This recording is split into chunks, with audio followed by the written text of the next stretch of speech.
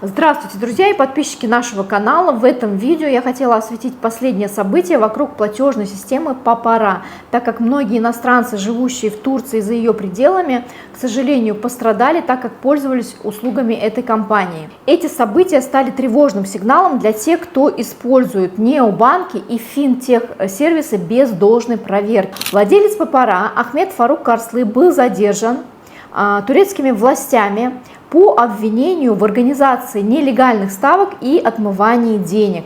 В рамках расследования были заморожены активы компании, включая 74 автомобиля, 8 квартир, яхты и банковские счета.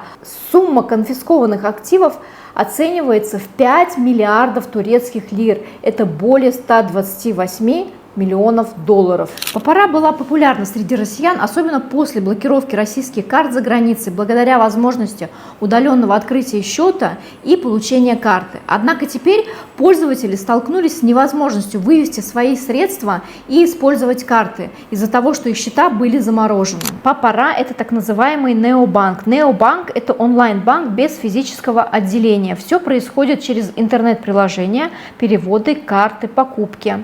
Звучит удобно, но нельзя исключать риски. Во-первых, такие банки, как правило, не имеют лицензии Центрального банка. Во-вторых, они не регулируются Центральным банком, либо если регулируются, то не так строго, как государственные или частные лицензированные банки. На самом деле это не надуманная проблема, и она может коснуться любого из нас, как показал этот случай.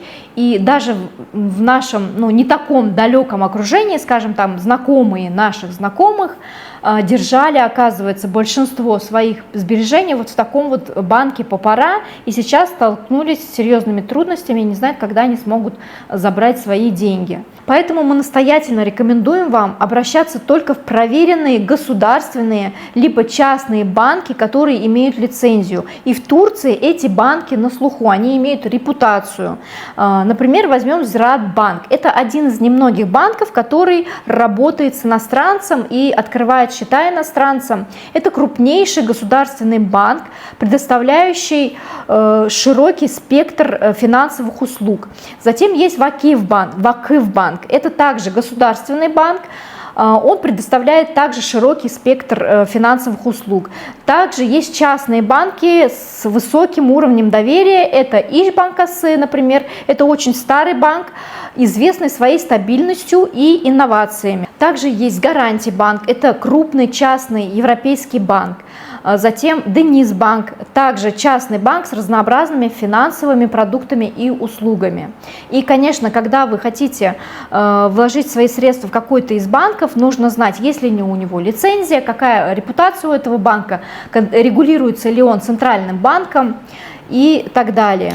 Государственные банки и банки, имеющие лицензию Центрального банка, подчиняются строгому регулированию со стороны Центрального банка Турции и других финансовых органов, что обеспечивает защиту средств клиентов и стабильность финансовых операций. Большинству своих клиентов мы рекомендуем Зираат-банк, потому как и сами являемся клиентами этого банка. Во-вторых, это государственный банк, как я уже говорила. В-третьих, у этого банка много отделений, и в каждом районе есть по нескольку отделений. Ну и это один из немногих банков, который еще работает с иностранцами. Но в каждом отделении Зираат-банка есть свои какие-то требования для открытия счета. В среднем требования такие, что для открытия счета требуется положить на этот счет 3000 в валюте, либо в каком-то отделении могут попросить 50 тысяч лир, и эти средства будут заблокированы от 10 дней и выше, в зависимости от отделения. И как показала практика, использование непроверенных финтех-сервисов приводит к серьезным финансовым потерям. И рекомендуется хранить свои средства и открывать счета только в регулируемых банках. А прибегать к помощи необанков можно, используя как вспомогательный сервис, но ни в коем случае не хранить там все свои деньги. Я желаю вам финансовой безопасности и стабильности. С вами Вита Имлак. Пока-пока.